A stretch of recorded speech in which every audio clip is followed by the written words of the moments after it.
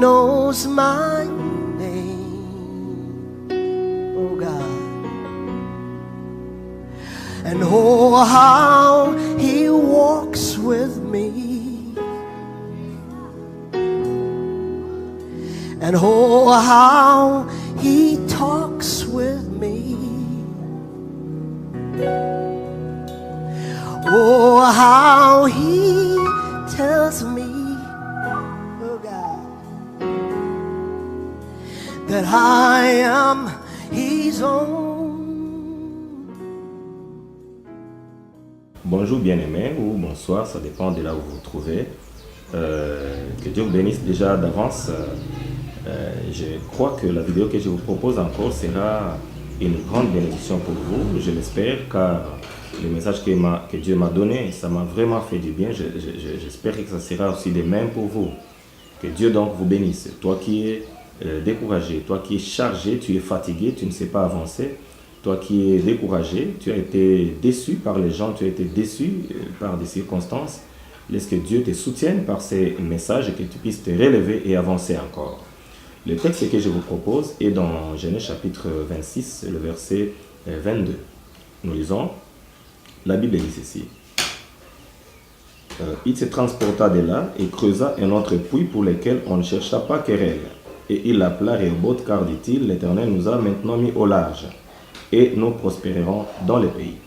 Ici, c'est l'histoire d'Isaac. Isaac, le fils d'Abraham, qui s'est retrouvé dans le pays des Philistins après avoir été frappé par la famine dans leur pays. Je vous rappelle encore que la même situation s'était encore produite du temps de son père Abraham. Abraham qui a séjourné aussi dans les pays des Philistins. Et Abraham a eu à creuser un puits que malheureusement les Philistins avaient comblé après sa mort. Et Isaac aussi, après avoir conclu une alliance avec Abimelech, il s'est établi dans le pays. Et il a vu son bétail s'accroître, il était aussi avec sa famille, il s'est vu dans les besoins aussi de creuser un puits. Bien sûr, nous pouvons dire qu'il était dans les besoins de creuser ce puits parce qu'ils étaient dans un pays désertique, ils étaient dans les besoins en eau. Mais aussi, il a voulu faire aussi ce que son père a fait, même si on venait de combler ce puits. Mais malheureusement pour Isaac, on va lui chercher querelle. Parce qu'au fait, je précise une parenthèse, les Philistins ne voulaient pas voir les étrangers se faire un nom là-bas dans leur pays.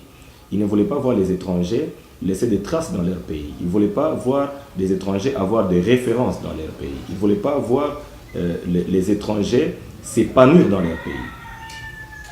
Et je symbolise les Philistins comme toute personne que le diable peut utiliser pour te freiner, pour freiner ton épanouissement, pour freiner ton rayonnement, pour freiner tes bénédictions, pour freiner tout ce que tu fais.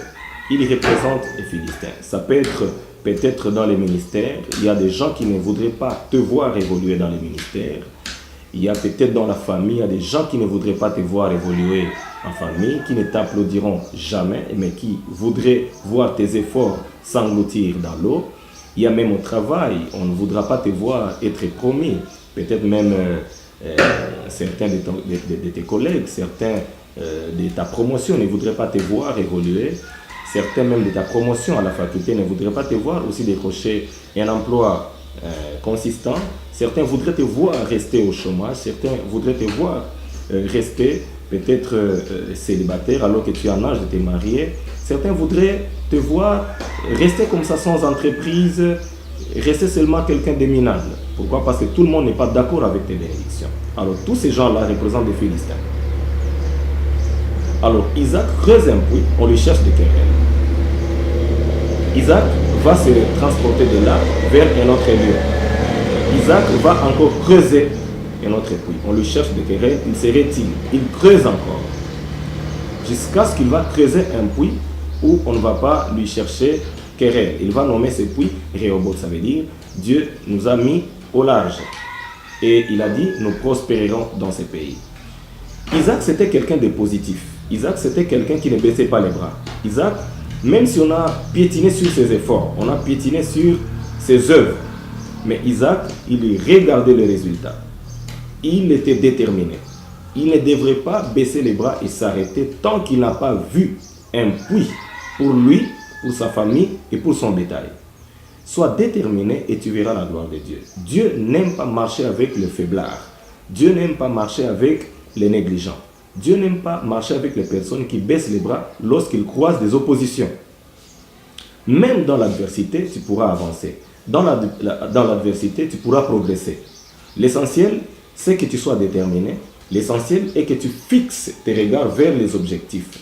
Ne pas regarder aux gens, ne pas regarder leurs moqueries, ne pas regarder leur découragement, ne pas entendre leurs paroles qui risquent de te décourager, ne pas regarder aux circonstances présentes, mais te fixer, te focaliser sur les résultats et cela te donnera encore du courage pour avancer. Dans tous les domaines de ta vie, au travail, tu es au chômage, tu étudies, tu es dans un foyer instable, tu as un commerce qui n'avance pas, tu es dans un ministère qui n'évolue pas encore. Tu es dans une situation difficile, tu es dans la prison, tu es à l'hôpital, tu n'as même pas de frais. Ne baisse pas les bras. Jusqu'à ce que tu verras Dieu te bénir. Jusqu'à ce que tu verras Dieu te mettre au large. Car les Philistins ne céderont pas. Mais arrivera un moment, à cause de ta détermination, ils finiront par céder. Ils finiront par céder. Ils finiront par se fatiguer aussi.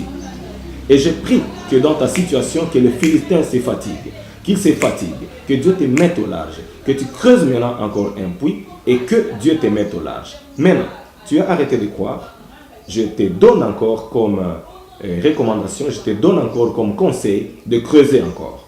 Creuse encore, car Dieu te fera arriver à Rehoboth. Dieu te fera arriver à Rehoboth. Donc, n'abandonne pas, ne faiblis pas. Et d'ailleurs, la Bible dit, si tu faiblis au jour de ta détresse, ta force n'est que détresse. Donc, ne faiblis pas, lève-toi, avance, évolue jusqu'à ce que Dieu te mette au large. Et Isaac a dit quelque chose de très important.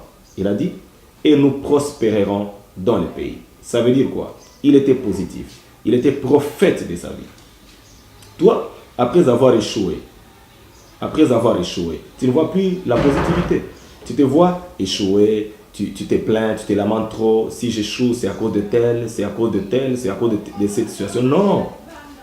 Évolue. Pourquoi? Parce que si tu fixes seulement tes regards vers les résultats, tu verras Dieu dans les œuvres. Dieu aime marcher avec les personnes positives.